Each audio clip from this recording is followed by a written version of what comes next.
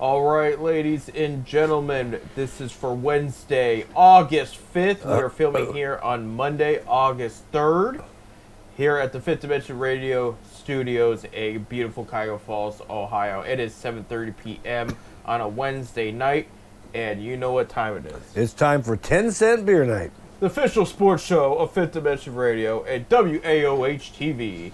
I hope you guys are doing well today. This trade deadline for Major League Baseball is it today or tomorrow? It's today. It's today. There. Monday, 6 p.m. So when you, it's already gone crazy this morning. It was crazy over the weekend. Just a little bit ago, the Guardians had made a move. Joe Adell, slugging right fielder from the Anaheim Angels, is coming to Cleveland. They traded away a catching prospect, but this is a solid pickup, I think, for them. Especially with the lack. He's not going to hit for average, but he's going to put the ball over the fence. He's got 16 home runs already this year. Last year he had 37. The year before he had 20. So, but I mean, he is 27 years old. I think Anaheim saw the best out of him, and a move was made, and Cleveland was able to bring him in. They were talking to the Orioles about Taylor Ward, who signed a contract with Baltimore over the winter. He has just been shipped off to Seattle. wow. So I mean, yeah. First, let's break down what the Guards did this past week, because it was kind of iffy. But we'll start with the Cincinnati series. They did win, and Bob, you were down there for Game 3. I was down in Game 3. Yeah, they won 6-1. How was it down there in Cincinnati? Oh, great, man, great. Barbecue. I had barbecue ribs. No, I had a good time. Good time. But you did have barbecue ribs. Yeah, Okay. Montgomery Inns. Montgomery Inn. How was the barbecue with the rest of the guys there? It was good. Was it good? Good. Good. Good. Awesome. And so Bob got to see in person with his Reds crew, the Guardians defeat the Reds, and they have won the Ohio Cup this year. And that's not the first one, because we haven't talked about it yet, but the Columbus Crew have played since the World Cup. In their first match with Cincinnati, they did end up winning, so that was a big deal there. I drove right by the old Crew Stadium going down to Cincinnati. Right, absolutely. Read a good article recently about back in 2017, they threatened to move the Crew to Austin, Texas, and the fans did everything they could to keep them there, and they're still selling out game after game, and that's great. But back to the Guards, though, they did play against Arizona and lost the series. They did win the last game 5-0. Gavin Williams pitched an absolute gem. I did see this was a little disappointing from a Major League standpoint, but Gavin had taken a perfect game to the 5th, and a Diamondback attempted to bunt his way on base, and he was given a lot of crud from the Guardians, especially catcher Bailey there. Patrick Bailey was not very happy with that. It was just like, where's your moral? Where's your standard there? That's an unwritten rule. It's an unwritten rule, but it's not a rule. Right. I'm going to do whatever I can to win. Right. You know? Well, they were just trying to break the perfect game there. Yeah, well, you try to break the perfect game. That's the point of the ball game. Right. You know, the other team, if you got a perfect game going, I'm going to try to break it. Right. I mean, what do you want to do? Go up there and strike out on purpose? Right. So the guy can keep his streak going? Right.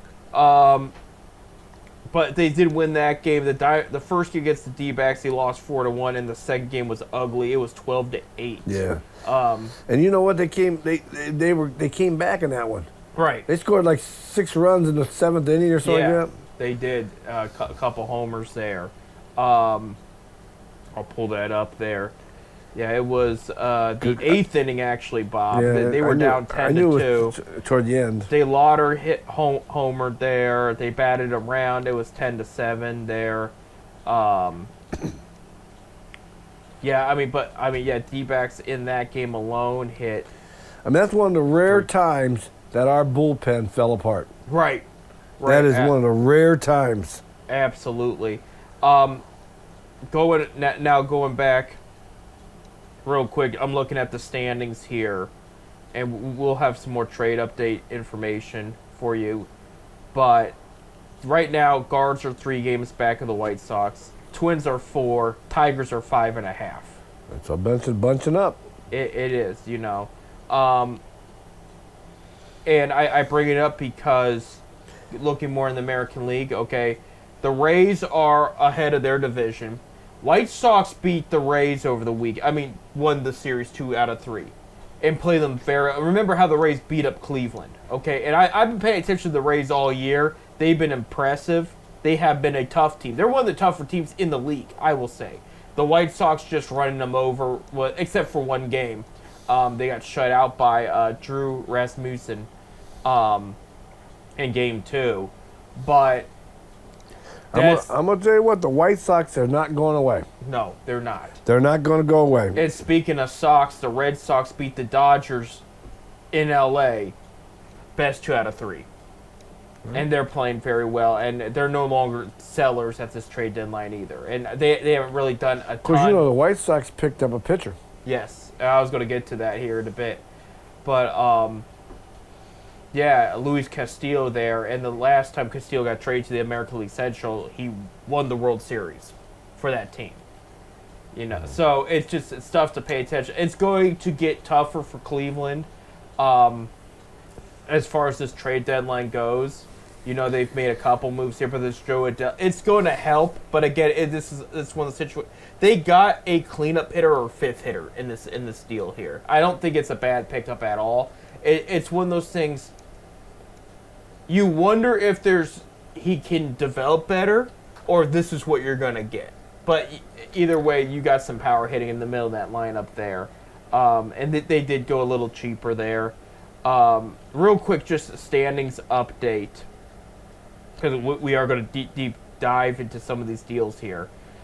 Rays, like I said, 65-46 on top of the American League East. Yankees 2.5 games back. Red Sox 5. Everybody else behind that is pretty behind. And I mentioned the AL Central, the AL West. You have the Astros at 58-55, swept the Rangers, who are 2.5 games now behind them. Mariners are 3 games behind them. Again, the rest, the A's have fallen apart. It's looking like it's going to be a rebuild year for the A's. They hung in there for a while. They have some great young talent. Yeah, they're like I said, they're getting ready for their move. Right. Las Vegas, here we come. When is that? 2028? Is that when they go to Vegas? Right.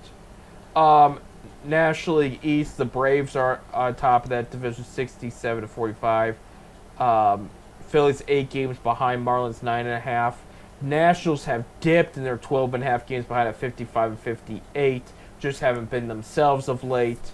And then the Mets, they're waiting. Mets are wheeling and dealing right now in the trade deadline. National League Central, the Milwaukee Brewers 69-42.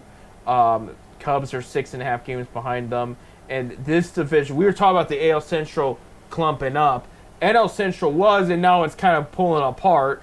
And now you have the Pirates 14 games back, Cardinals 14.5, and Reds 16 games back. So now it's looking like the Brewers and Cubs are the only relevant team in the Central there. And for the National League West, the Dodgers also 69 wins. 10 games behind them are the Diamondbacks at 59-53, playing very well of late.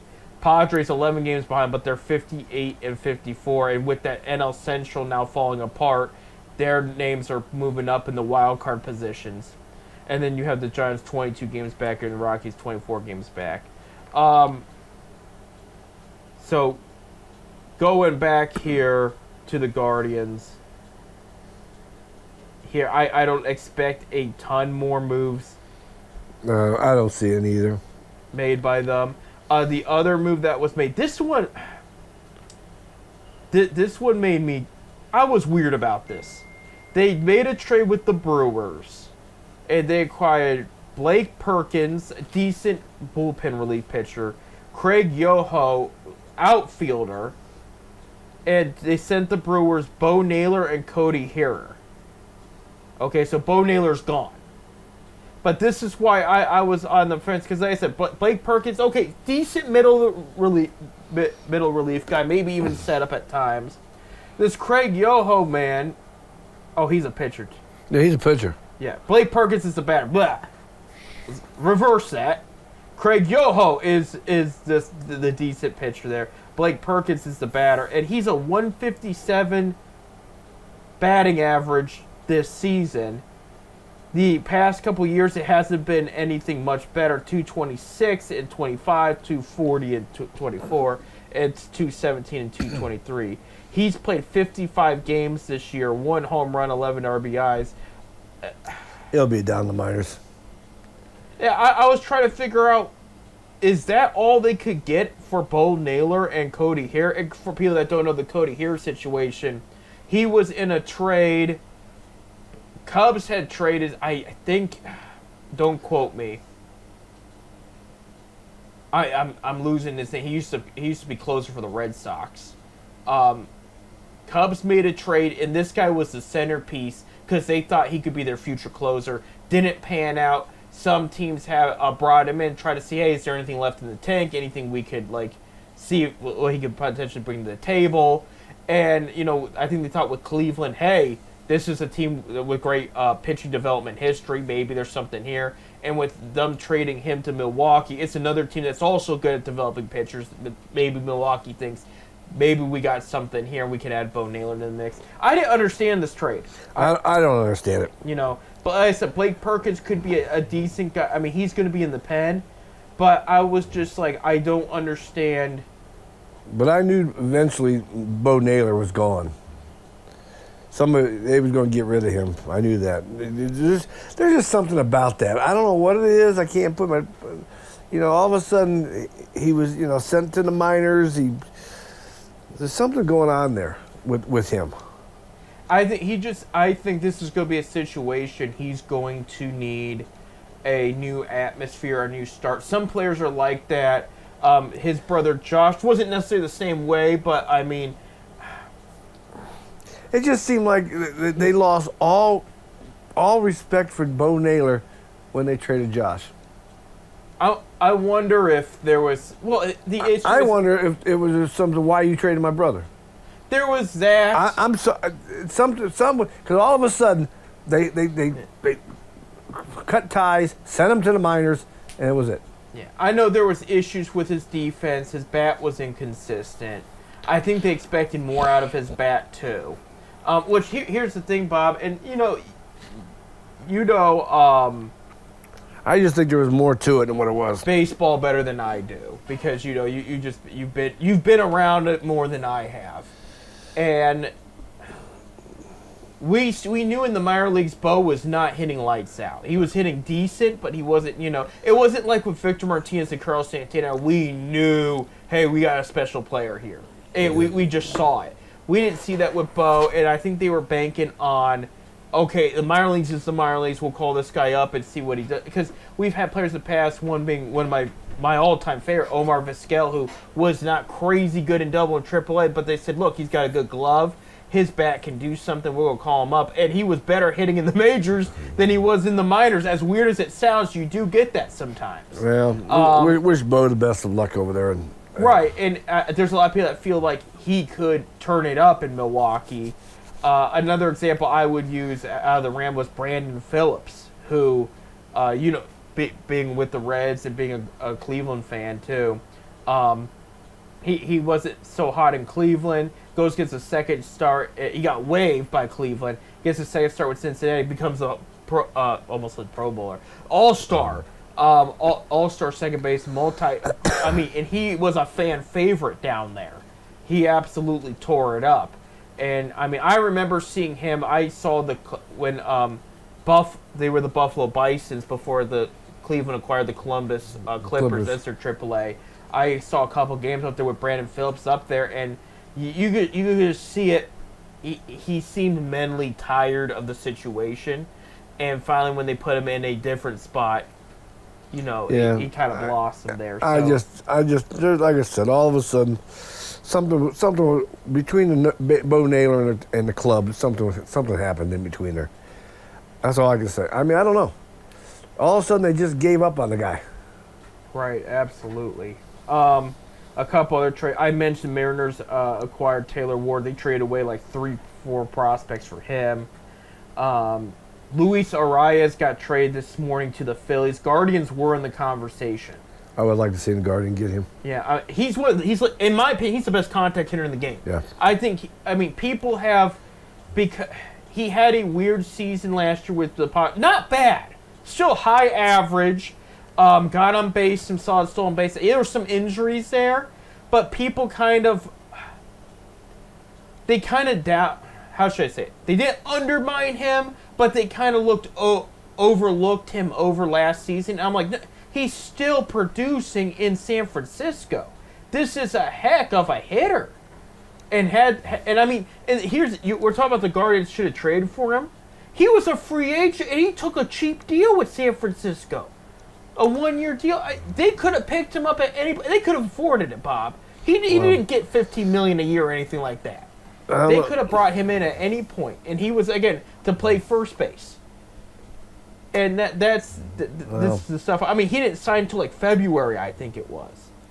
So I know Cleveland was looking at him, but that's about as far as it went, I guess. I'd like to see him in Cleveland though. Blue Jays acquired Jose Soriano, who is one of the better Angels pitchers this year. I'm shocked the Angels pulled the plug on him. Look where the Angels are. Oh, exactly. And we're talking about they're with their assistant GM now. Angels are struggling, and you figure the Angels be one of the teams with the most money they can buy franchise. Owned by Disney. Right. Absolutely. Kevin Gausman was acquired by the Cubs after his last start with the Blue Jays the other day, and of course the big one we haven't talked about yet. Back-to-back American League Cy Young winner Tarik Skubal was traded to the Los Angeles Dodgers late Saturday night, going into Sunday morning pretty much, for 3 prospects there. So Dodgers, if this rotation can get healthy, and we're talking about Ohtani is a little banged up with his knee, and it's damn shame because he was in the conversation for Cy Young until this point. Tyler Glasnow, he's coming back now. Blake Snell is still injured. And if they can get those guys healthy, along with Yamamoto and now Tarik Skubal, watch out. Oh, yeah. And, it's about to get tough there. But Skubal, a lot of respect to him. He was emotionally hurt. He loved Detroit. And I wouldn't be surprised, call me crazy, Detroit's in the conversation in the offseason. Because I think Dodgers are renting him out. I don't think there's going to be a long-term deal there. I don't think they got the money for it. Yes, as crazy as it sounds, Dodgers, I think, have met their limit as far as long-term. Because Skubal's looking for a big contract, Now, I think the Mets and believe it or not, the Angels, I'm throwing their name out there, they do have the money available. Oh, the Angels got the money. I just don't understand why the program ain't that good. Just poor investments, and I think poor drafting, too. But I think you're going to I think Detroit's going to be back in the conversation for him. I think that they wanted to get something for him and talk again to him in the offseason. Because, he loved the city. He considered his teammates legit friends. And, he didn't want to leave. He didn't. But he saw the opportunity also to potentially win a World Series with L.A. So we'll see what happens. In baseball, anybody can win, and you never know what's going to happen. You never know. Yeah, with the White Sox and Rays also heating up in the American League, anybody's going to take on that Dodgers team. And, again, Dodgers have not played very well against the Phillies, and Phillies will definitely be in the conversation in the playoffs. So we got to take a break. When we come back, we'll talk more about this trade deadline for sure. WNBA, there was a big move, too, in their trade deadline. So we'll talk about all that and more. Stay tuned.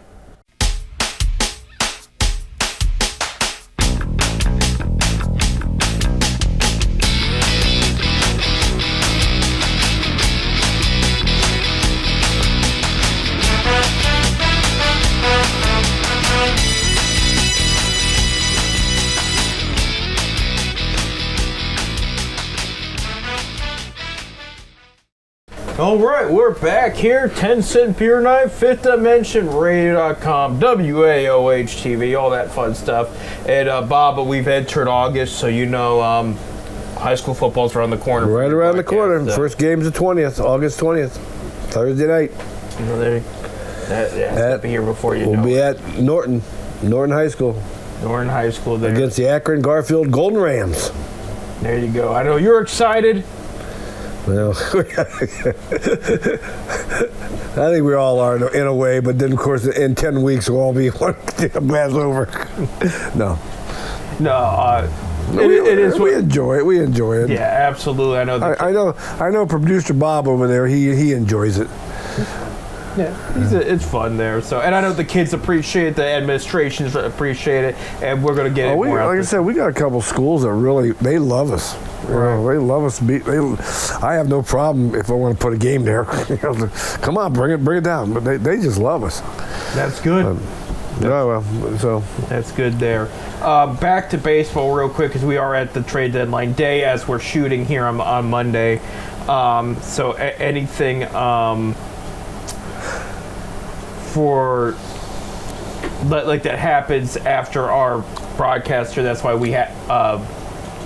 It's 1:37 p.m. where we're shooting right now, so there might be a lot of moves. So you got four and a half hours before the deadline ends at 6 o'clock. Right. So if there's anything that happens afterwards, that's why we don't know about it yet. The ones we do know, we had mentioned some of the guards moves. We mentioned the Teres Kubo move. Yankees did acquire second baseman Luis Garcia Jr. from the Nationals. So that's a bet that Nationals lose, but Yankees gain there.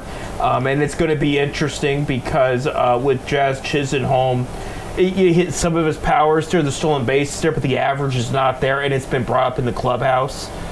So now they're going to bring in another infielder to maybe hopefully bat around a little bit better there. The other move, this is one, I like it, but I'm not sure what it's going to do for them. I don't think it's going to terribly hurt, but let me say with Freddie Peralta, who got traded to the Mets in the offseason for a lot, mind you. I mean, Brewers got a haul for him, gets flipped to the Rays. Well. So Tampa gets another great arm there in the rotation. And why I'm a Freddie Peralta fan, I think he's a very good player. Where the problem is it wasn't just he didn't have enough run support. There was games he did, but he gave up 6-7 runs. So there were he hasn't been. I mean, he's got an over 5 ERA. I think he is right now. I mean, he's very talented, but he's not been himself, especially the past couple months. So it wasn't all just the Mets and their offense not giving them enough runs. He was just a batting cage at times, and. So that's why it's going to be interesting. Can he come into Tampa Bay his old? Because if he can, with already what Tampa Bay got, this is going to be a good look, and this is going to be a good piece to go in the playoffs with. And I'll use the P word for Tampa. I think they're definitely in that conversation, regardless how the division pans out. But it's just going to be like if he's going to be giving up runs, though. You kind of rolled the dice maybe on the wrong player. And I know they were in the conversation for Teres Kubo, but they didn't want to give up the prospects to make it happen. So Teres Kubo is probably going to be a 1-year guy. Yeah, for the Dodgers. Yeah, it'll be like with Max Scherzer it's more than a few years ago, but they rented him out trying to make a chance for the World Series there. Yeah. And unfortunately, that did not happen in the Scherzer era. Or it may have, and that's when they got ripped off by Houston. I think that's what happened. Remember where Houston cheated their way? Do we know if Houston cheated? Yeah. No, we don't. Okay. He's going to be. They've been cheating. They've been cheating as long as baseball's been around. Blue Jays acquired Jameson Taillon from the Cubs, so that they do get another starting pitcher there. Especially after sending one to the Cubs later. It may have been the same deal. I didn't even really check there. Let me pull that up there because I didn't realize. I do see Dodgers reunited with Ben Rodovet, the catcher there, who they got from the Mets. Fan favorite, good bet. Will Smith's expected to be out a little longer, like another month. So with Dalton Rushing starting at catching, this is going to be kind of a defensive guy that the pitchers like. And it's going to get. I mean, Will Smith's been out most of this year after a neck injury, so they've been trying to keep tabs on him and make sure he's not getting any worse. As far as that goes, especially the neck, that's kind of pretty serious there. Rockies did trade Brenton Doyle to the White Sox, so there's another bat for the White Sox. I mean, he's done all right. A few years ago was a little better. He's only hitting 214 right now. But, I mean, a few years ago it was 260, 23 home runs, 72 RBIs in 2024. So he looked like he was a little bit more promising then. But I don't know if that's going to be somebody that the Guards are going to have to worry about necessarily. White Sox also acquired Hescar Bruzobian from the Mets, another pitcher there. White Sox are making moves. White Sox are making moves. There you go, Lance Middle. Yeah, okay, the Gosman trade and the Talion trade between the Cubs and the Jays were two different deals. Okay. That's kind of funny how that works. All right. Refreshing everything. It looks like I'm up to date as of now as far as what moves were made. So, for the Guards, this week, as far as their schedule goes. You got the Mets. Mets are in town. The Mets are in town. Frankie Lindor is back in town there. Juan Soto might not. He might still be on the injured list. So I say take advantage. This is a series they should win. They should win. Yeah, they should win. And Joe Adele should join them on Tuesday because they're off today on Monday as we're filming. So he'll join them there. This weekend, though, it's going to be interesting. They're in Chicago against the White Sox. Yeah. So it's going to be tough. And then going into our next 10-cent beer night, they're going to be in Detroit against the Tigers. I mean, and like I told some friends, I said Tarek Skubal's out of the American League Central, but Guards already had his number. And then we always hit Skubal. Except one playoff game, I think that was it. Yeah, but majority of the time Skubal pitched against us, we hit him. I was reminded. We're probably the only team that really Skubal ever had problems with. Some friends right away compared to Johan Santana in his heyday again with the Twins. You know, he was the big timer, and the Tribe was rebuilding at the time and still teed off against him. Yeah, like it was nothing. So, and I brought up Zach Greinke had his problems with the Cleveland. Verlander had his problems with Cleveland. I mean, and another guy, he had more success than the others, but he also had his games where he failed. Was Mark Burley in the White Sox. Yeah. So they went back and forth. There'd be games where he would dominate Cleveland. There'd be games where they would tee off on him. So I mean, Cleveland always did well against American League Central Cy Young winners. Well, they need to. Like I said, they need to take a series from Minnesota or the Mets, and then they need to go into Chicago and at least take that series. Right. You know, and I think Castillo or whatever, he will be pitching that series. The guy they just picked up. Okay. Yeah, he's going to be pitching. He's going to be in a rotation against Cleveland that day, so that weekend. Okay, right on. I mean, so bring him. I did. I did. He's not what he's used to be. I mean, he's still decent, but the White Sox gave up a good amount to get him too. It was 3 prospects. They must think, they're in the run, and they must think he still has it. Right. Or they wouldn't have went after him. So. Right, and they got some good young pitchers, including Burke there that's been killing it on the rotation. Davies Mart has kind of dipped a bit, but I mean, it's still a talented pitcher you need to watch out for. And speaking of dip, they were talking about Paul Skeen's velocity rate. The past 3 months, it's been incredibly lower and lower, and they're wondering if he overdid it the past couple years, or is it the pitching coach? I didn't hear that, but I mean, it's not been great. I mean, he does not look like himself. The past few outings have been rough. Yeah, well, he might have been overdoing it, because usually the velocity don't go that fast. No, it doesn't there. Moving on a little bit to another subject here. You'll know by the time you hear this, but I will be in person at the press conference tomorrow morning for the Cleveland WNBA team when they announce their name. They've been giving out some hints and whatnot, and rumor has it, just street rumor, is it's either the Sirens or the Waves. Where do you get the Sirens and the Waves? We got Waves. Sirens might be Coast Guard. That's why I thought you would like that. You know, I don't know, and it's just the rumor because the hints, if you look on their social media, have been Lake Erie in the way, and it's been very blue, which is making me wonder if blue's going to be, because right now we only know orange and black, but that's also the colors of the WNBA, so they may have been like kind of hiding the true colors, and they keep showing a lot of blue in the teasers there. They need to bring back the rock. Just bring back the Rockers name. Bring back the Rockers. Rockers. I'm not opposed. I like the Rockers. They were when the WNBA started in Cleveland. You know, we were the Rockers. Right. So And they hosted. I think it was an All-Star game one year. They hosted an All-Star game, and then they hosted a women's Final Four before this previous one a few years ago. Caitlin Clark's last one with Iowa. Yeah. Yeah. But She was here. Caitlin Clark was here. yeah. When they did, And she liked it here, Cleveland. Yeah, she liked to hear. So they tell you Caitlin's going to come to Cleveland. Who knows? Yeah, I mean her contract's up by the time the team starts. So I mean, and Dan Gilbert likes to spend money.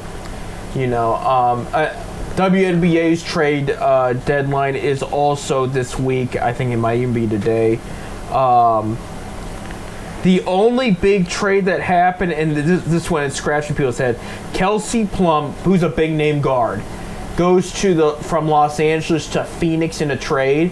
Phoenix trade away their first round pick for this upcoming draft, their second round pick, and a valuable prospect to get her. She's on a rental contract. It was a 1-year deal, almost $1 million. That was a big deal. It was almost. I don't. That's a lot of money in the WNBA. Yeah, that's a lot. It was $990,000. This is why people are saying Los Angeles ran away with the deal. Not only is it a rental, Phoenix is not in a position they're guaranteed a playoff spot. They're not a top 5 team. Right? If they win out, they still need to help from other teams to get there. So they went all in on one of the top players, not even knowing if they're going to see the playoffs. And mind you, Phoenix was in the championship last year and lost to Vegas. They don't do conferences like that. No, they take they take the top. I think it was they had it boiled down. I know the Fever was 4th. Yeah. No, they do. Okay, I take that back. They do conference. Oh, maybe it was the Western Finals they were in, Phoenix, because they lost to Vegas in the finals in the Western. So that's what it was. No. I got my information mixed up. Yeah, Mercury right now is 11-19, and the spot above them is the Sparks, who traded away Kelsey Plum. So I mean, yeah, they make that trade because they got a haul for her. So. Yeah, because Aces beat the Liberty, I think is what it was. Yeah. I'm going with memory from last year there. So there you go. But there is a situation. I try not to get political on here. But I just know how you get the wave. Or he's talking about the Cleveland team. I had a problem with what happened yesterday in the game between the Liberty and I'm lost there. The Fever. Let me pull that. No, the Lynx. Excuse me. The Minnesota Lynx and the Indiana Fever. And look, here on 10-cent beer night, we try to respect everybody's lifestyle. We wish everybody well. We want to treat people how we want to be treated. But at the same time, I do believe, especially with women's basketball getting bigger, you gotta protect Title IX. We've been talking about, we've had Title IX in this conversation for years about defending women's rights and women's records and everything. And I do believe that if you were born a male and you develop as a male, you shouldn't be in women's sports like that. You shouldn't. If they want to start a trans league, cool. We could have that conversation. I don't know how many you would get because I think it's a very small percentage, so I don't think there'd be enough. But I bring it up because Sophie Cunningham of the Indiana Fever has been very vocal. They asked her, she goes, I think men don't need to be in women's sports. And yesterday, it got physical over the comment. Okay? Yeah, I seen that. Minnesota Lynx coach wore a shirt on the sidelines in the middle of the game. I think she got fined, though. I think the WNBA suspended her and fined her. No, that may have been a different, because this just happened yesterday. So I know there's one coach that came out and said something after Sophie said that was the owner. That was a different. It was minority owner, not the right. Yeah. Right. No, we'll get to that. We'll clear that up. The coach wore trans kids matter shirt, but for the record, Sophie Cunningham never said nobody mattered. She just said trans did not belong. Trans women didn't belong in women's sports. She didn't say nobody mattered. So that's where she didn't say anything about kids either. So I don't know where that coach is coming from there. But yesterday, Sophie took an elbow to the face on a play, and they called it. She was on defense. The player went, I think it was Coffee, went like that intentionally. You could tell. And they called a defensive foul, and Sophie reviewed it and said, yeah, there was a defensive foul, and there was no unnecessary contact on the play. I'm sorry, they're definitely, I mean, she's bleeding from her mouth. She wants an explanation. I seen that this morning. It was intentional. It just gets to the point, it's like, it's one thing if you're talking, because like Caitlin Clark talks a lot of smack, okay? So she gets hit around sometimes because she's running her mouth, they're a little teed off. The men do it too in the NBA, okay? This was political. They were aiming at her political. We had what Bob saw. Minority of the Seattle team owner came. There was some girls fans in Seattle held up a sign saying, "Thank you, Sophie, for protecting women's sports. We love you." And she came over there and asked if they were Christian, and if God loves everybody, then they needed to show or something. And she actually yelled at him, screamed, and made him cry. And they suspended her. Yeah, she got suspended and fined over that. The owner, the majority owner, major owner, right, suspended and fined the minority owner. Right. And mind you, there was nothing hateful on the sign. It was a thank you, and it said, "We love you." Okay? There wasn't an attack on anybody. It was just thank you for... Well, I think most women don't want men in their sports. No, they're going to... Most women don't have a chance. They're going to break all the records. They will. If you get enough in there... You've seen it. I mean, it's Bob. It's no secret. There's no dunking in the WNBA. There would be dunking by some players. How are you going to defend that? Well, it's just it ain't right. You got to protect Title IX. You got to protect Title IX. Yeah. I mean, women's sports needs protected. And this is not a realize. The only reason why these guys want to play in women's sports because they know they can't do shit in men's sports. Right. That's the only reason why they want to be in a women's sport. This conversation, the men don't have to have this conversation because trans men probably when if trans men go into the men's side, they're gonna get the hell beat out of them. Right. It's just not going to work out. You're not developed the same way. We're gonna throw it out there. But I thought enough was enough. I got a little irritated. Like, do I agree with her comment? Yes. But we're not hateful towards a group of people. We're just saying... I'm not against people. If you want to do what you want to do, that's your business. Right. I don't care what you do behind closed doors or whatever. But you have no business being with the women playing in the women's sports or or women going to the men's sport. When you're developed the way you are, like bigger and stronger, yeah. It's, and if anybody wants to say it's equal, it's not. There was, real quick, because I know we got to go on a break, they just did a test. They had 5 women bodybuilders, and I mean, they were ripped. They did well. Versus 5 normal blue-collar guys that work normal jobs, out of shape, 40-year-old dads. They were all in their 40s. The women were in their 20s, the guys were in their 40s. They showed this on film. The men won every physical competition except for one, and it was a running endurance one. Because they were beer bellies out of shape. The rest, I'm telling this is to protect Title IX. Okay, we'll come back. We're gonna get political there, but I felt it was important. Well, it is important. Cleveland there. We'll come back. When we come back, we'll give you an update on what the Cavaliers are potentially doing here in the offseason as we enter the final month. And it's been the first week of Browns training. Yeah, we'll talk about that too. Stay tuned.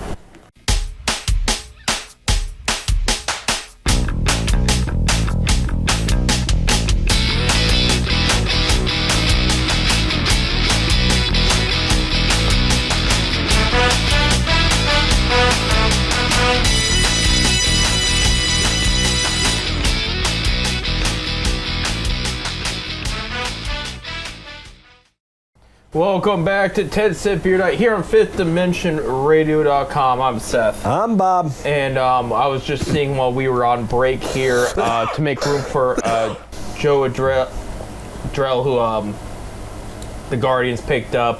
Juan Brito has been designated for assignment. Mm-hmm. So, I mean, that was an infielder there that, he'll get picked up by somebody. Yeah, I mean, he could even make it to... he'll get picked up somewhere. He's a pretty good little infielder. He can make it through the waivers and then maybe even go in the minors there. But yeah, for those that are just now tuning in, Guards did trade for Joe Adell. We got a couple more big trades that just happened here. Marlins trade Liam Hicks to the Rays. This is a great hitting catcher for the Rays, batting .282. 14 home runs, 62 RBIs. I mean, this guy, I mean, he's played very well this year.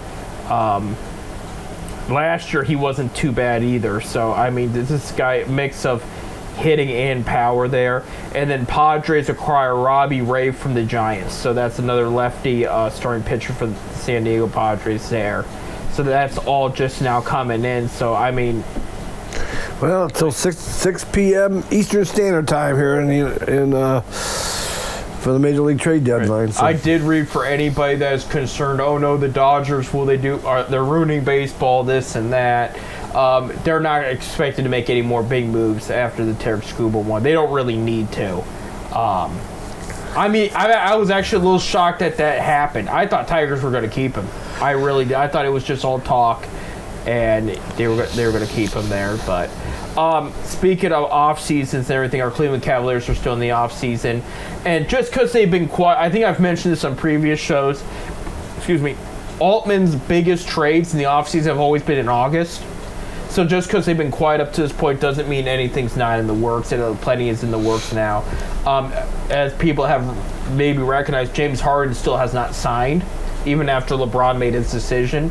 And part of it is they're still looking to add more to the roster and use some money flexibility to make it happen. So, because Harden will be here in Cleveland.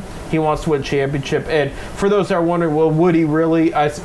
Two Cavaliers got married over the weekend, and Harden was at Mitchell's wedding. Yeah, so I highly doubt. And I know there was Brunson and there were some Knicks players at the wedding too. Because he is from New York, so he's made some friends out there. All the Cavs were there, including Harden. So, well, LeBron was there. No, he was not there. No. They mentioned the players that weren't Cavs that were there, but Craig Porter Jr., congratulations to him and his new wife. He got married there, and then of course Donovan Mitchell married R&B star Coco Jones, who's been embracing. I don't know who she is. Yeah, but you know what? She learned to really love us, Bob. She said being more around Cleveland, she goes, I love it here. He loves it here. She spoke for him before he signed the extension that how much she loves it here and how not good people are to her. And everybody says that really comes here. I mean, the other big one at the time when Tristan Thompson was with Khloe Kardashian, and the Kardashians, all Los Angeles, all that hype, all that glam, and she moved here to Cleveland, not knowing what to expect, and she goes, you know what? They're really nice and they're very respectful to me. Like they didn't get all paparazzi with her. They might bump into her at the store and say, I know, I've seen you on TV. How are you doing? It's so nice. Welcome to Cleveland. Well, you know how many of the pro ball players have come here to Cleveland and they stayed after they retired, especially Browns. Yeah, a lot of them stay in this area. I mean, Charles Nagy, he's got a home out in Denver or wherever he's last booked, but he also still lives in Westlake. Yeah, he also has a home in Westlake. Absolutely. A lot of these guys stay here. I mean, they don't go nowhere after this. A cheap, affordable living, and they fell in love. Mike Hargrove. Yeah, he still lives here. I mean, there's a lot to look at. I mean, like I said, affordable living. The weather stinks. I mean, he's a Hargrove, Texas boy. Very little bears and rattlesnakes. You know what I mean? Like we have not a ton that you have to be concerned about wildlife wise. No mountain lions. So I mean, there's perks to that. No hurricanes or mudslides or. So I mean, there's all kinds of stuff to like about Northeast Ohio, but I mean, so Coco Jones likes here, so that's awesome. Well, going back to the Cavs, okay, because enough about the wives and whatnot. We gave them their spotlight. What's on the docket for them? So this has been some of the trade talk. We talk about Jonathan Kuminga. And I'm going to continue to talk about, not because I want to see it happen, I just would not be surprised. The Kevin Durant stuff starting to catch some steam. And I know for a fact, look, Houston has him on paper as being with them, but they were upset with him in the playoffs, playing one game and that's it, and losing in the first round. And they did notice a lot of their younger guys were playing so well that they might be better off without him. So I think they are listening to potential trades because they're just like, we may have dove too much into this, but with Cleveland, it might fit better. So I just wouldn't be surprised if you see that trade talk. Another guy that's been brought up just recently, and they're not willing to throw a first-round pick for him from what I've been told, Peyton Watson of the Denver Nuggets. I like this idea a lot. I like it better than Kuminga because Watson's not just a both sides of the court guy, but this guy is better at scoring. He's a great three-point shooter. He's got good size. I mean, the only issue is the cap thing because both the Nuggets and the Cavs are in a funky cap situation. He wants a 4 or 5 year deal worth $70 million is about the range. So he's going to want a little bit more than Kuminga does. I'm more about the same technically. But the Cavs have told teams, look, we do not want to move any more first-round picks. Now, I do think if there's a trade for Durant, that will be the exception where one first-round pick gets moved, and it will be a 3 or 4 team trade to make it happen. And I do think guys like Jared Allen, Max Strus's name would be on the table. But that's a hypothetical. And I do think in my predicted trade I have this month, I have the trade with Durant and Kuminga both happening, and there is a way to make it happen. But I won't put money that something like that is going to happen, but I think that is being discussed. That's why I'm bringing it up. So I think there is a move for a wing coming on. I think the majority of the roster is safe, and I do think James Harden's going to. And Harden didn't sign with the Clippers until August last year, too. So this is just, he's been here before. I am interested, too, to see what's going on with the Kawhi Leonard situation with him and the Clippers because the trade to the Raptors was paused by the league because they're investigating, and they're saying it could draw longer than they thought it would. And they're investigating if anything illegal deal-wise happened between him and the Clippers as far as money, like something cheap that you're not supposed to do that they get. Both sides kind of got their way with the trade and everything. Right. I don't know all the details. They're looking into it, but something caught the league's attention, and so that's been. And that's going to affect both the Clippers and the Raptors because I thought the Raptors got a little stronger with the trade, and they were going to sign him to an extension to keep him here in Toronto. Rare, he won a championship for them, and now it's looking like, hey, we don't know if this is going to happen at all, right? Which would screw up Toronto's offseason. So that's going on. There's still a good amount of free agents that are in the conversation for not just the Cavs, everybody. DeMar DeRozan's name is another guy that's been brought up. He was a childhood friend growing up with James Harden, and apparently they supposedly already talked. And I know he said right when he got released by Sacramento that Miami and Cleveland had reached out already. Good. So, and that's the guy I like. He is older, but this is a guy, if you had him off the bench on a veterans minimum, that's a steal. Because he's going to put points on. How many spots the Cavs got? Technically 2, because they did sign Hernazoda. Yeah, if I said the name right. I don't have it in front of me. Now, do they? I never really followed the NBA, and you know that. Do they have like a taxi squad type thing too? Like the guys that. That's the two-way players, pretty much. Pretty much. Yeah, okay, yeah. I got you. Yeah, I got you. Yeah, and Cavs are pretty much set. I like their two-way situation, who they have there. They will announce more two-way players later because, of course, we had some Akron Zips on other teams, and Chris Livingston of Akron also played well for the Wizards. So I'll be interested to see if there's any two-way contracts headed their way. Usually it's closer to training camp when they make those decisions, so we'll keep an ear out for sure. And that's going to be September, and that'll be here before you know it. But that's where the Cavs are right now. They're just still discussing. And there's no rush as long as they know they can get the right deals done in time. But they do need some upgrades in the starting wing and a little bit more in the depth and get a little bit more size in there too. And then, of course, I want to see what Kevin Love does because rumor had it he was following LeBron, but the Sixers also don't have much room on their roster. Cavs got a couple spots. Yeah, I don't think Love would come back to Cleveland without LeBron. I really don't. He could. He was here for a few years without him. So. Yeah, I know, but I don't. I think he wanted to come with LeBron. I think he will sign somewhere, though. I do. He's got enough. He had a solid year with the Jazz last year, filled in for a couple starting spots. I mean, I would love to see Love back in Cleveland. Right. But I don't. I just don't. I don't know. We'll see. We'll see. But if LeBron was been in Cleveland, I know Love would have been right behind him. Right. I do agree with that there. So, we got about 7 minutes or so left here. We might as well talk about them. But who? Them. Brook Park. The Brook Park Browns. There. Brook Park Browns calls them. So a couple of things happened over the weekend. First of all, training camp. Everybody so far staying pretty healthy. Knock on wood as hard as you can. I know in the San Francisco 49ers camp that has not been the case. The Niners did bring back Deebo Samuels because their wide receivers were so banged up over there. It just started. How can they be banged up? Oh, they're so their coaches too. He got in a car accident. He's going to be out for maybe the first month of the season. They're saying. Wow. He said that accident was his fault. He dropped his phone.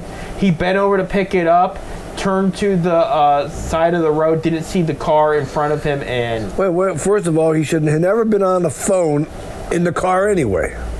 He should have pulled to the side of the road first and then went and got his phone. But he got a little gutsy there, and it is what it is. I would never use my phone in the car. Yeah. Right. I have to correct him at times, not use his phone. All right. Well, anyways, go ahead.